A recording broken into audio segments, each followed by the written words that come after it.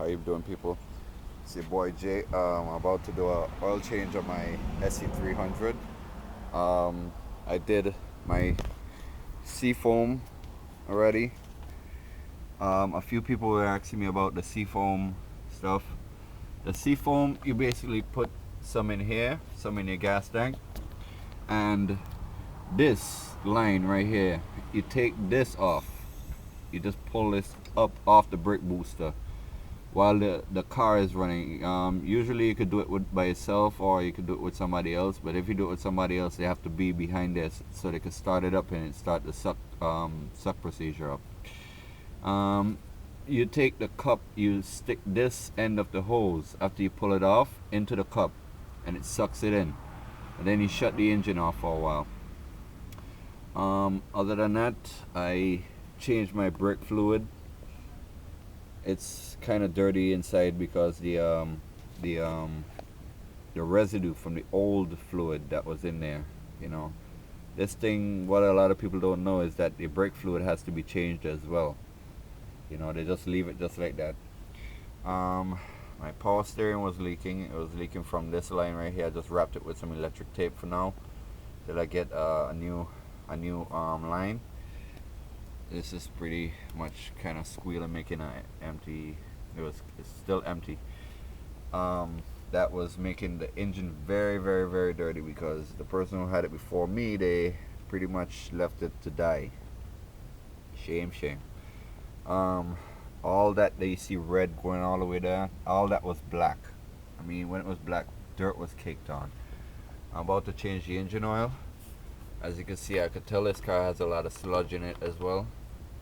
But I cleaned this up. This is looking like new. This thing was like pitch black when I pulled it out the first time. And the spring, this is a spring right here.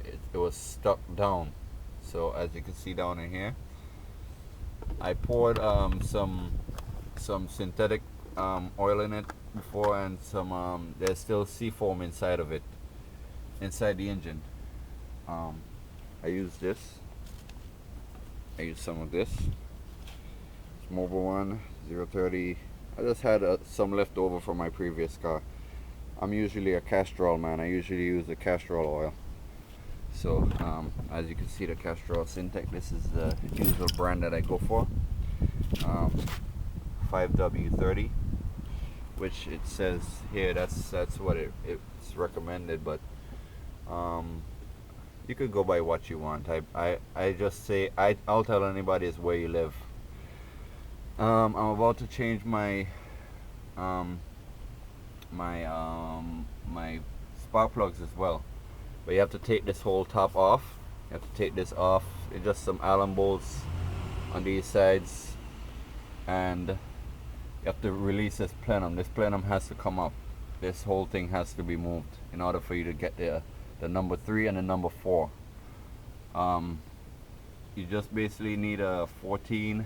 You release these bolts right here, and there's another one on the inside, you can see right in there, and one more on the other side over there. And make sure you get your vacuum hoses. It's kind of tricky, but if you take your time, you'll get it done right. These vacuum hoses are connected down there, but you kind of have to pull some of them off. I do that. I don't know how everybody else does it, but that's what I do. And I take these lines off.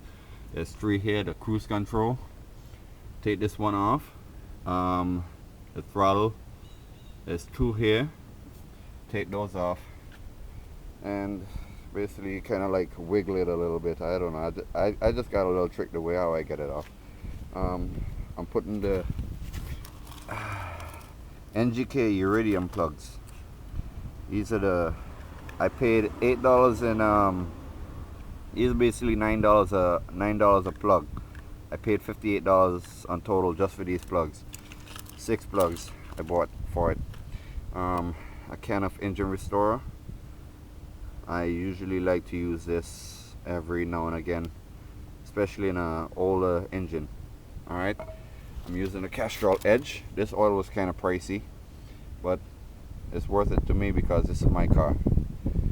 Fram Extra Guard 6-time guard. This will get rid of a lot of the dirt that's inside the engine for now. Later on I'll start using the K&Ns.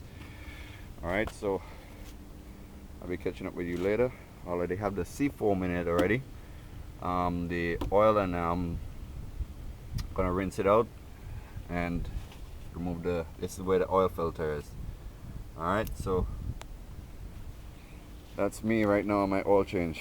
Alright, take it easy. Talk to you later. Alright, bye.